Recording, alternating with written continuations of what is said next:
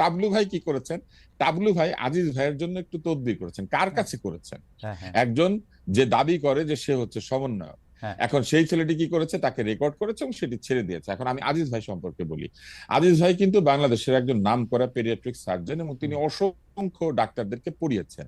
এবং তিনি যে যেখানে তিনি আটক হয়েছেন, যে মামলাটি, সেইটি কতখানি সঠিক এটা নিয়ে প্রশ্ন আছে।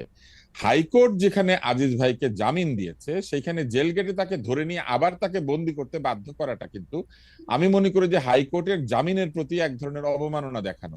হাইকোর্ট যাকে মনে করেছে যে তাকে মুক্ত করা যেতে পারে জামিনে, জামিনে মুক্ত হওয়া মানে কিন্তু দোষমুক্ত হওয়া না, রাইট। তাকে জামিনে শুধু ছেড়ে দেওয়া হয়েছে। মনে করা হয়েছে যে তিনি বের হলে না, পরে তিনি বহু শিশুর অপারেশন করতে পারবেন, হুম, বহু রোগীর চিকিৎসা দিতে পারবেন, এবং তিনি কিন্তু অসৎ উপায় থেকে অর্জন করা টাকা পয়সা দিয়ে রাজনীতি করেন নাই, এই না, গ্যারান্টি আমি দিতে পারি।